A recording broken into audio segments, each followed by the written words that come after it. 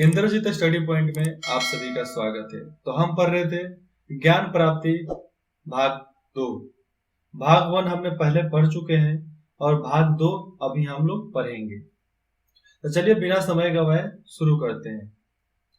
जब मार के किसी सैनिक, मार मतलब कामदेव, मार के किसी सैनिक ने अपने आंखें तरेर कर महामुनि पर गदा से प्रहार किया तो उसका गदा सहित हाथ ही जकड़ कर रह गया। मतलब जब गदा से मारा तो गदा सहित हाथ भी अटक गया, बर्फ के पत्थर जैसा हो गया। किसी ने शिला और किसी ने वृक्ष उठाकर उन पर प्रहार करना चाहा तो स्वयं ही गिर गए, और जो उन पे आक्रमण किए वो स्वयं गिर गए।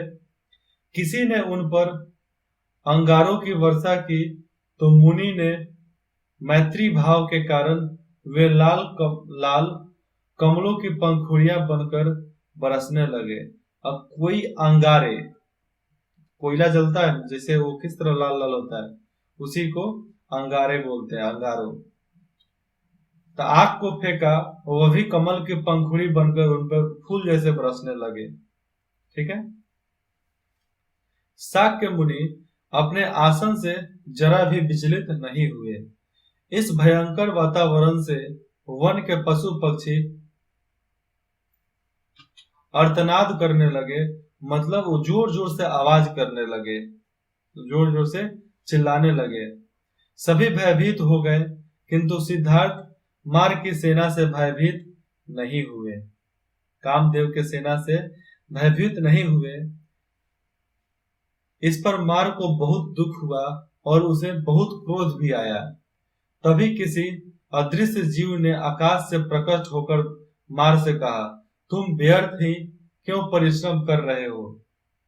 जैसे सुमेरु पर्वत को हवा हिला नहीं सकता, वैसे ही तुम और तुम्हारे भूतगण मतलब तुम्हारी सेना इस महामुनि को विचलित नहीं कर सकता। चाहे अग्नि अपनी उष्णता छोड़ दे, मतलब अपनी गर्मी छोड़ दे, चाहे जल अपना द्रवत्व त्याग दे, मतलब पानी अपना मतलब शक्ति त्याग दे, चाहे पृथ्वी अपनी कक्षा छोड़ दे, लेकिन अपने पूर्व जन्मों के पुण्य प्राप्त से, अपने पूर्व जन्मों से जो पुण्य प्राप्त किए थे उन्होंने, पुण्य प्राप्त से यह मुनि अपना ही निश्चय छोड़ेगा, अपना ही निश्चय छोड़ेगा। यह मुनि शारीरिक और मानसिक रोगों से पीड़ित सारे जगत का महावैद्य है। मतलब ये मुनि शारीरिक और मानसिक रोगों से पीड़ित सारे जगत का ये महावैद्य है। तुम इसके कार्य में विघ्न न डालो, तुम इसके काम में अड़चन न डालो, ऐसे एक अदृश्य शक्ति ने कामदेव को कहा। उस अदृश्य जीव ने आगे कहा, देखो क्षमा रूपी जटा, धैर्य रूपी दृढ़ मूल, चरित्र रूपी पुष्प, बुद्धि रूपी शाखा और धर्म रूपी फल देने वाला यह वृक्ष उखाड़ने योग्य नहीं है। बोधि प्राप्ति के लिए जो कार्य पहले इन्होंने किए हैं, उनकी सिद्धि का समय अब आ गया है। यह स्थान भी वही है जहां प्राचीन काल में अनेक मुनियों ने साधना की। यह स्थान भूतल की नाभि है। ऐसी श्रेष्ठ भूमि पृथ्वी पर अन्यत्र नहीं है, मतलब इसके अलावा दूसरा कोई नहीं है जो इस महामुनि की समाधि के वेग को सह सके। इसलिए हे मरे, तुम व्यर्थ परिश्रम मत करो, जाओ शोक मत करो और शांति प्राप्त करो। मतलब तुम जाओ, शोक मत करो, मतलब टेंशन ही मत लो, तुम जाओ आराम से बिस्तर डालो, सो जाओ, आराम करो जाकर, क्योंकि ये मुनि तुमसे हिलने वाले नहीं हैं।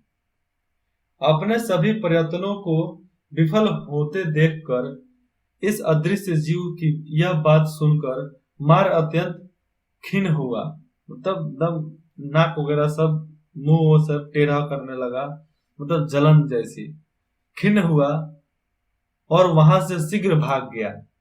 जैसे सांप काटने से लोग मर जाते हैं, कुत्ते के पीछे पड़ने से लोग भागने लगते हैं, वैसे ही भाग गया। जैसे अपने सेना नायक के मारे जाने का सैनिक भाग जाते हैं, मतलब जैसे सेना नायक के मारे जाने पर सैनिक भाग जाते हैं, वैसे ही मार के जाने के बाद उसके सारे भूतगण भाग गए और मार पर महर्षि का विजय हो गई और मार पर महर्षि विजय प्राप्त कर लिए। मार पर महर्षि की विजय होते ही सारा आकाश चंद्रमा से सुशोभित हो गया, मतलब सारा आकाश चंद्रमा से सज गया, चंद्रमा के प्रकाश से। सुगंधित जल सहित पुष्पों की वर्षा होने लगी, दिशाएं निर्मल हो गई, सब चीज कंट्रोल, सब चीज निर्मल, सब चीज शांत हो गया।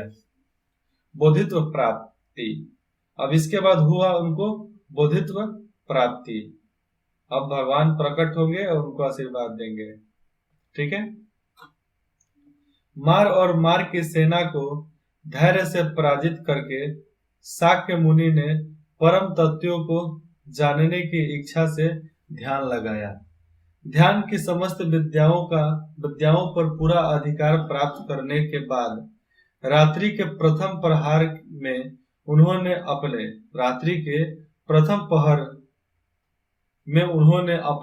पूर्व जन्मों की परंपरा का स्मरण किया और पूर्व जन्मों में जो उनकी परंपरा थी उसका स्मरण किया।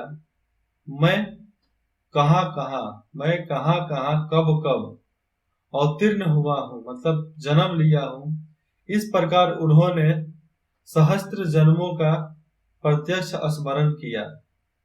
अपने उन अवतारों में उन्होंने जो दया कर्म किए थे और जिस प्रकार मृत्यु प्राप्त की थी, उन सब का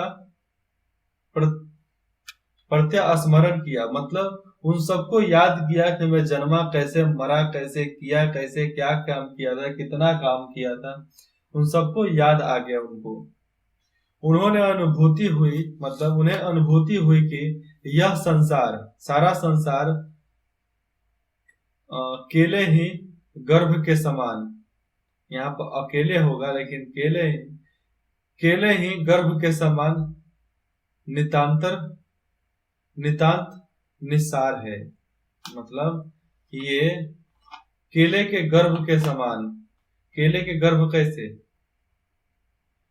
केला टेढ़ा होता है ना, केले के गर्भ के समान नितांतर निसार है, मतलब उसी तरह है जैसे एक केला होता है। ठीक है। उसके बाद द्वितीय पहर में, मतलब रात के द्वितीय पहर में उस महामुनि ने दिव्य चक्षु प्राप्त किए, मतलब मन से किसी के भविष्य और भूत को देखने का उन्हें चक्षु प्राप्त हुआ। उन्होंने नीच ऊंच कर्म करने वाले प्राणियों के उत्थान पतन का प्रत्यक्ष अनुभव किया, जिससे उनकी दयालुता और भी बढ़ गई।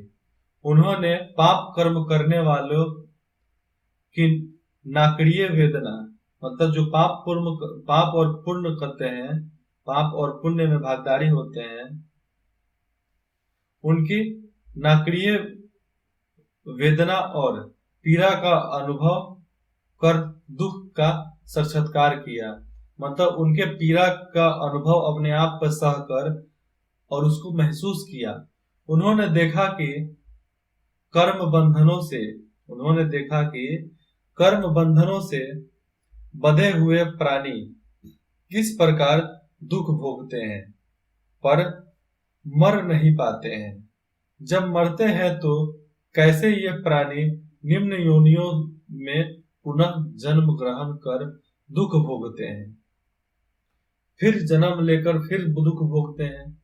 यही नियम है, साइकिल है चक्र का। ठीक है। उन्होंने अनुभव किया कि संसार में छोटे बड़े सभी जीव भूख और प्यास जनित दुखों से पीड़ित हैं। कुछ जीव हैं जो नरक के समान गर्भ नामक सरोवर में गिरकर, गर्भ नामक सरोवर में गिरकर मनुष्य के रूप में जन्म लेकर दुख भोगते हैं। मतलब कुछ कीड़े, कुछ जीव, मतलब इंसान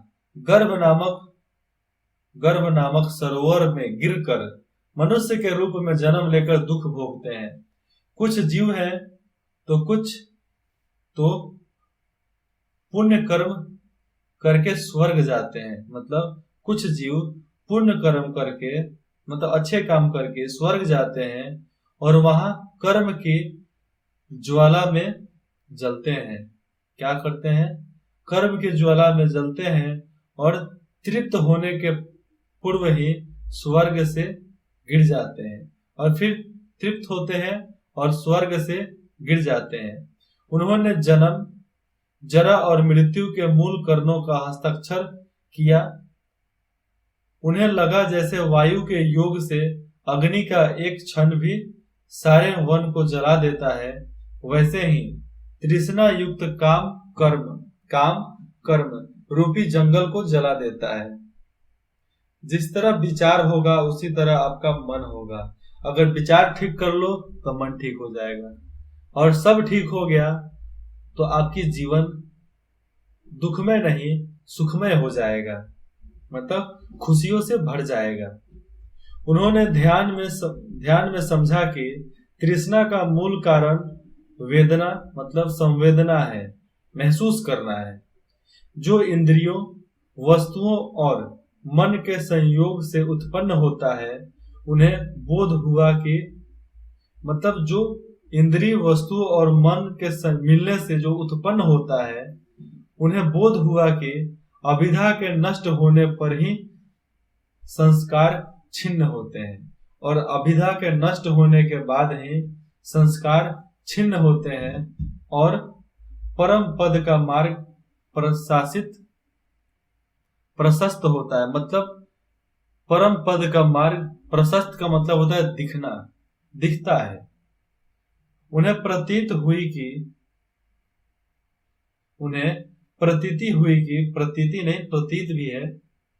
प्रतीति हुई कि उन्हें अब पूर्ण मार्ग का ज्ञान हो गया। मतलब उन्हें अब आभास हो गया कि उन्हें पूर्व ज्ञान का, मतलब पूरा ज्ञान का अनुभव उन्हें हो गया। रात्रि के चतुर्थ प्रहर, मतलब चौथे प्रहर में जब सारा चराचर, मतलब सारा जीव, सारा चराचर जगत शांत था, ध्यानी मुनि ने अविनाशी पद प्राप्त किया और वे सर्वज्ञ बुद्ध हो गए। चौथे प्रहर में उन्होंने पूरे शांत जगत में महाध्यानी जो मुनि थे, वह अविनाशी पद, मतलब उनका कभी विनाश ना हो वैसा पद उन्होंने प्राप्त किया। सर्वज्ञ, फिर उन्होंने बुद्ध को प्राप्त हो गए। जैसे ही शास्त्र के मुनि बुद्ध हुए, सारी दिशाएं सिद्धों से दीप्त हो गई, मतलब चारों तरफ सिद्धियों से प्रकाशित हो गई। आकाश में दंदुभी बजने लगी, मतलब ढोलक बजने लगी। बिना बादल बरसात होने लगी, मंद मंद पवन प्रवाहित होने लगी। वृक्षों से फल फूल बरसने लगे और स्वर्ग से पुष्प वर्षा होने लगी। चारों ओर धर्म छा गया। इक्ष्वाकु वंश के मुनि ने सिद्धि प्राप्त कर ली और वे बुद्ध हो गए, और अपनी सिद्धि प्राप्त करके वो बुद्ध हो गए। यह जानकर देवता और ऋषिगण उनके सम्मान के लिए विमानों पर सवार होकर उनके पास आए और अदृश्य रूप में उनकी स्तुति करने लगे। उस समय भी विमान होता था, लेकिन वो विमान पेट्रोल और ईंधन से नहीं, वो मन के गति से चलता था, जो भगवान कुबेर के द्वारा बनता था। और वे अदृश्य रूप में ही उनकी स्तुति करने लगे। ध्यान वस्त होकर महात्मा बुद्ध ने, और तब से वो महात्मा हो गए, महात्मा बुद्ध ने जीवन मरण के कार्य कारण संबंधों को भली भांति जान लिया था और मुक्ति प्राप्त कर ली थी। इस मुक्त अवस्था में वे 7 दिनों तक बैठे रहे, तभी उन्हें जगत को बोध प्रदान करने की अपनी प्रतिज्ञा का स्मरण हो गया। मतलब जगत को जो प्रतिज्ञा लिया था कि हम अब पूरा करेंगे तभी उठेंगे, वो अब पूरा हो गया। तभी 2 देवता आए और उन्होंने निवेदन किया, हे भवसागर, मतलब हे भावों के सागर, हे भवसागर को पार करने वाले मनु, हे भाव मतलब भाव को पार करने वाले मनु, मतलब इस प्रकृति के माया को पार करने वाले मनु, मतलब मनुष्य, मुनि होगा, मुनि मतलब मनुष्य, चाहे मुनि मतलब ऋषि, ठीक है। आप इस दुखी जगत का उद्धार कीजिए। जैसे धनी धन बांटते हैं, वैसे ही आप अपने गुण और ज्ञान को बांटिए। महात्मा बुद्ध ने देवताओं की प्रार्थना स्वीकार की। तभी अन्य दिशाओं से देवतागण आए और उन्होंने महामुनि की भिक्षा पात्र दिया। मतलब महामुनि को भिक्षा पात्र दिया। भिक्षा पात्र भिक्षा मांगने वाला पोटली। निकट से जाने वाले एक सार्थवाह, मतलब नीचे बगल से ही जा रहा था एक सार्थवाह के 2 श्रेष्ठियों ने उन्हें भिक्षा प्रदान की, और साथ बगल से जाने वाले एक सार्थवाह मतलब एक कोली ने उन्हें 2 श्रेष्ठियों ने उन्हें मतलब 2 सज्जनों ने उन्हें भिक्षा प्रदान किया। तब उन्होंने अराड और उद्रक का स्मरण किया, परंतु तब तक वे दिवंगत हो चुके थे। अतः उन्होंने उपदेश देने के लिए उन 5 भिक्षुओं का स्मरण किया, जो उन्हें तब से भ्रष्ट मानकर छोड़कर चले गए थे कि अब ये लड़की के दिया हुआ अब पीने लगा पानी, तो ये भ्रष्ट हो, नहीं खीर मिला था ना, खीर पीने लगा तो ये भ्रष्ट हो गया। जो छोड़कर चले गए थे उनका स्मरण महात्मा बुद्ध ने किया। इस तरह संसार के अज्ञान रूपी अंधकार को मिटाने के लिए महात्मा बुद्ध ने काशी जाने की इच्छा की। वे अपने आसन से उठे, उन्होंने अपने शरीर को इधर उधर घुमाया और बोधि वृक्ष की ओर प्रेम से देखा, और जिस वृक्ष के नीचे पीपल के वृक्ष को गौर से देखा और उन्हें प्रणाम किया और चल दिया वहां से। इसका अगला चैप्टर है धर्म चक्र प्रवर्तन। ठीक है, चलो यहाँ पर क्वेश्चन बता देता हूं। अराड मुनि ने अभिधा का किसे कहा? अराड मुनि ने अभिधा किसे कहा और किस किस चीज को अभिधा मुनि ने कहा, उसके बारे में इसको बताना है। कठोर तपस्या में लगे सिद्धार्थ ने किस कारण भोजन करने का निर्णय किया, उसके बारे में बताना है। कि मोक्ष की प्राप्ति तब होगी जब हम स्वस्थ रहेंगे। मार कौन था? मार कामदेव थे। वह बुद्ध को क्यों डरा रहा था, इसके बारे में तो आप जान ही सकते हो, इतना अच्छे से पढ़ाया हूं तो लिख ही सकते हो। सिद्धार्थ के बुद्धित्व प्राप्त करने पर प्रकृति में किस प्रकार की हलचल दिखाई पड़ी? मतलब जब सिद्धार्थ बुद्धित्व को प्राप्त हुए तो प्रकृति आकाश से किस तरह की हलचल दिखाई पड़ी? फूलों की वर्षा होने लगी, देवतागण अपने अपने विमान में चढ़कर आने लगे। उस समय स्पेशल जेट होता था ना, मन से चलने वाला, बैठो और चल दो। तो यहाँ पर हमारा ये पाठ खत्म होता है और इसके बाद फिर मिलते हैं नए जोश नए उमंग के साथ अगले भाग में, अगले पार्ट में। ठीक है, तब तक अपना ख्याल रखना। और अगला पाठ है धर्म चक्र प्रवर्तन। इसको ध्यान से पढ़ना और पीछे वाले को भी ध्यान से पढ़ना, ऐसा बात नहीं कि नहीं पढ़ना है। इंद्रजीत स्टडी पॉइंट में जुड़ने के लिए आप सभी का धन्यवाद।